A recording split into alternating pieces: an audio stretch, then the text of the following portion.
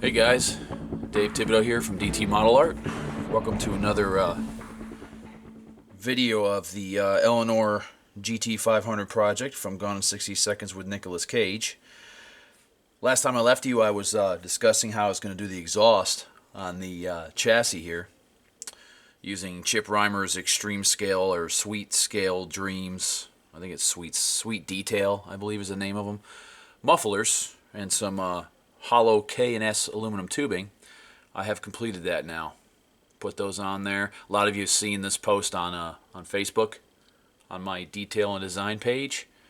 But this is a nice little video up close of how it came out. I'm real pleased with it. The only thing I have left on the chassis to do now basically is maybe some brake lines, and I've got to connect again still the front steering rack to the ends of the hubs there. That's what I've got left there, and then I can start completing the upper engine parts, and I can start on the interior.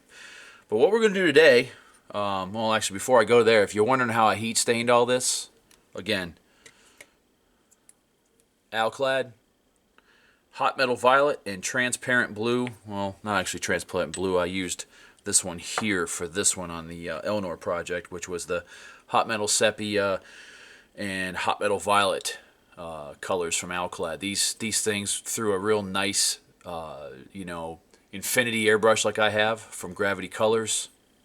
Man, it works out beautifully. Basically, you shoot it right over the metal. You don't have to worry about any kind of primer or anything, because metal, nothing looks as good as real metal. And the same goes for the hot metal paints over real metal. Has a nice burned look to it.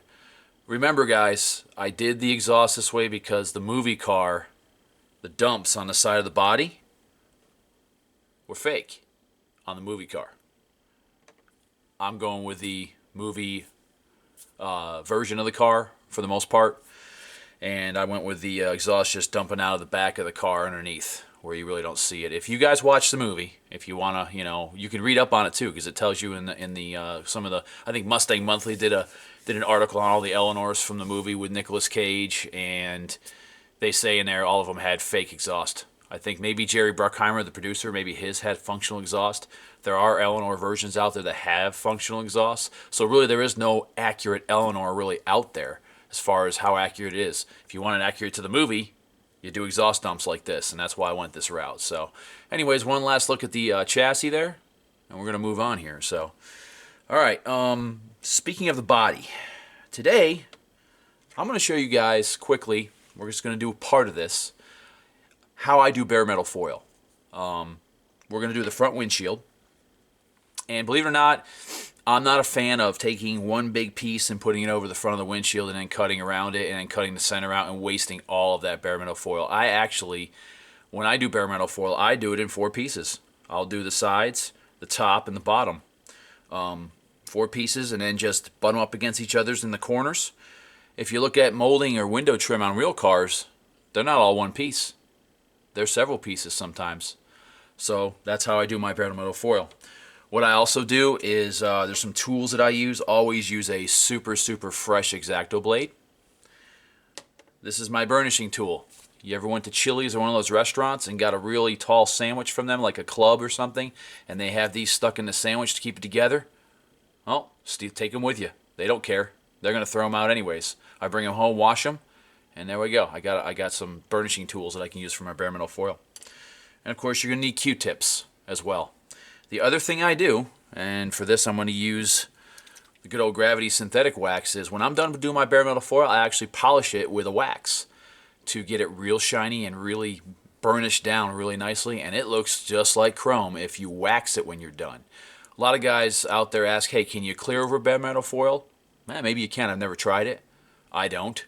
Because the real frames on the car wouldn't have been cleared over. They would have been separate actual chrome moldings that were applied to the car on the real deal. So I like to go with the foil after my paint and clear, and I just polish it with some Gravity Protective Synthetic Wax. So we're going to do that. So let's get started. I've actually got a fresh sheet of bare metal foil right here. This is bare metal foil makes a couple different types. They make the new and improved, it says on the label. That's the best stuff to get. The ultra chrome, I've had problems with the ultra chrome bare metal foil. It's a little too thick. It is shiny, but you can get this stuff just as shiny with the wax. And this is a little thinner, and it has a better adhesive to it. I've had problems, like I said, with the Ultra Chrome foil, if you've ever seen the little label on some of those.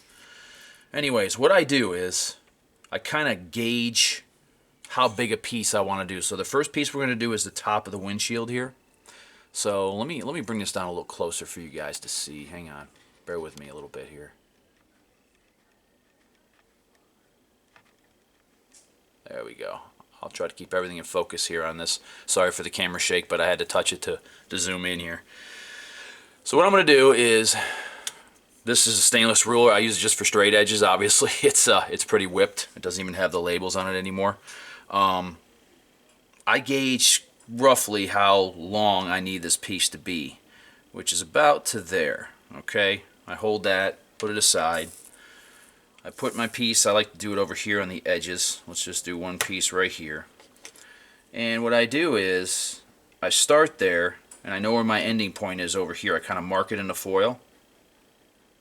You can make it a little longer, it doesn't matter, it's no big deal. Now what I'm going to do is, I'm actually going to try to make the piece about roughly the same shape as the top of my windshield. See, I'm putting a little curve in it right here. Okay? You don't need a ton of this either. Don't get a real big piece. You're just wasting it if you do. So I'm going to get a piece maybe 1/4 of an inch wide, I would think. Like this. And then we're going to do that. So I've got my piece made, and I just pull it up.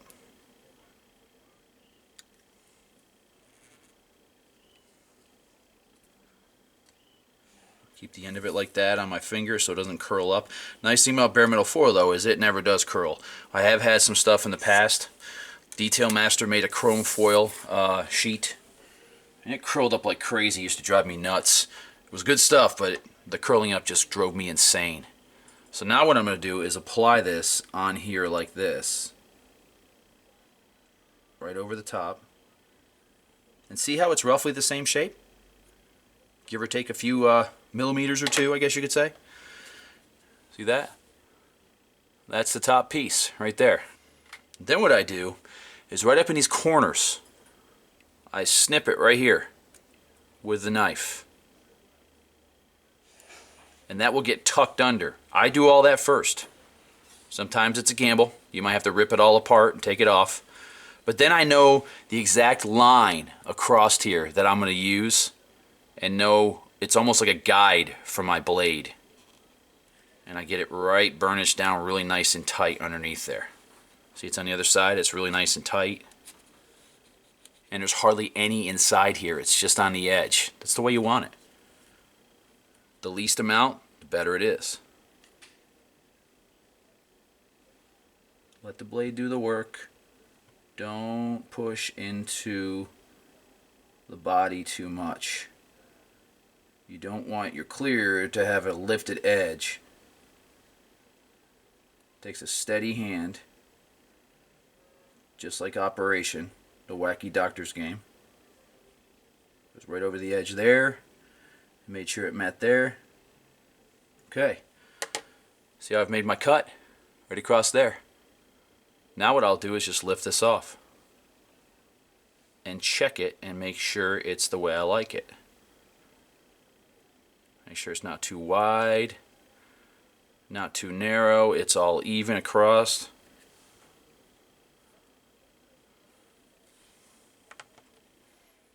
There we are. Nice foil. Now we'll go ahead and do the other sides. So basically I'll kind of, like I said, we'll start over. We'll gauge this a little bit. I'll take my ruler, put it along the edge here, and it's about 1 inch. So I know it's about 1 inch on this. I can still see the inch mark on here. We'll grab my bare metal foil piece again, which is over here. Now these are straight, so we'll just start right here and make a mark. I'm going to make 2 of these now because I need it for both sides. 1, 2, 3.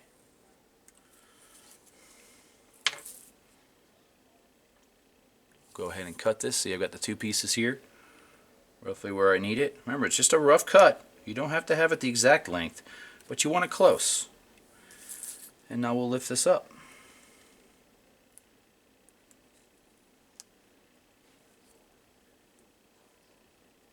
This is where having a really sharp X-Acto blade is key, man.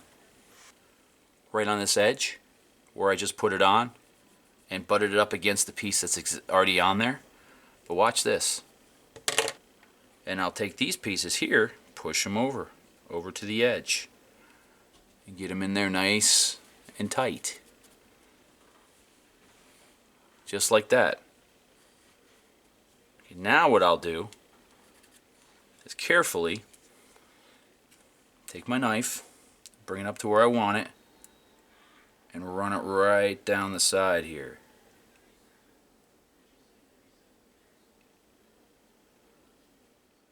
See how thin that is? I almost got this piece actually on there perfectly. Burnish it down a little bit more right here.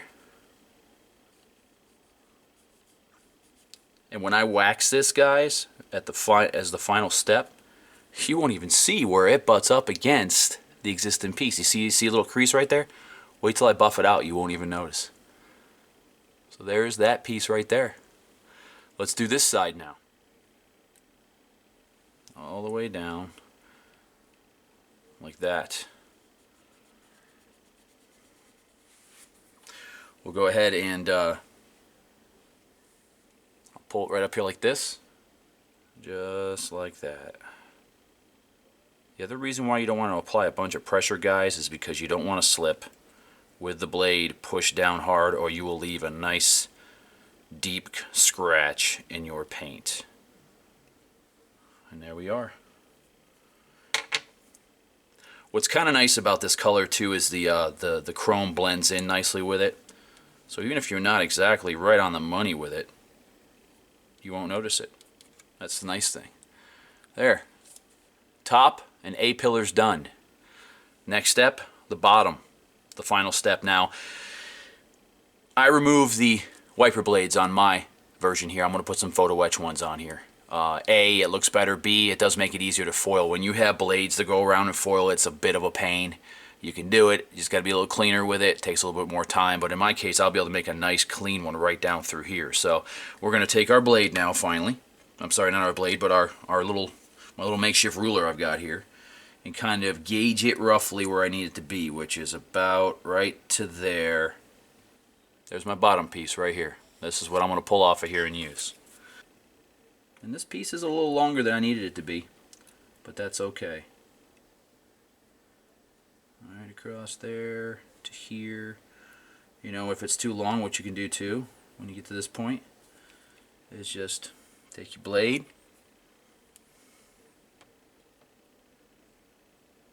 and cut it if you need to right there. Boom, done.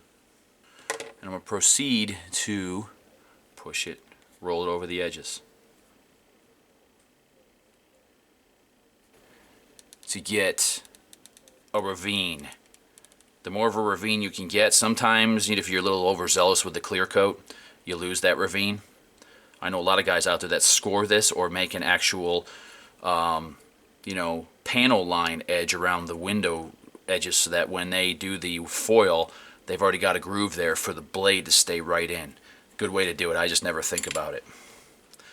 Alright, so now what we're going to do is we're going to go ahead and starting over here on this side, I am going to cut, actually I'd rather start it on this side, right here.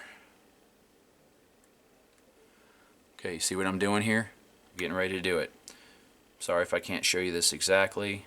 Let the knife do the work. Go slow and careful, and you will go right into that corner where it needs to be. It'll just glide along there.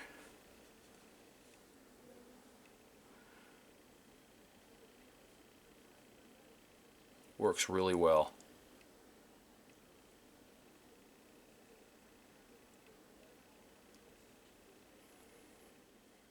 I apologize, I keep going out of the camera view here, but I'm really trying to concentrate on my work here. Pull that off, like so. Up the sides, around the top, around the bottom. Get my finger in here, just get it nice and really burnished in there. Because the final thing I do now is I polish this. Okay, so check this out. You start buffing this out like I'm doing right here. Look what you get on the rag. You actually get black coming off of the foil, which is just residue. It's a little bit of the aluminum, but it doesn't remove the aluminum look or the foil because it's metal. It's real metal. I mean, that's the beauty about bare metal foil, is it's real metal. What this does, though, it gets rid of any of the processing surface that's there when they apply it to the sheet. That sounds like a good word, I know, but I don't even know if it's correct or not. And then, see all that black? I mean, it's a lot of stuff that came off of there. So now I buff it out. And it does two purposes. It makes it real shiny, gets rid of any residue, and it burnishes it down to the paint and makes it nice and tight and look really, really professional. So check this out. All set. Nice chrome. Looks like real chrome, don't it? That's how I do my foil. Right there. So you saw it here on DT Model Art. Using gravity paints, clear coats. I'll see you on the next visit.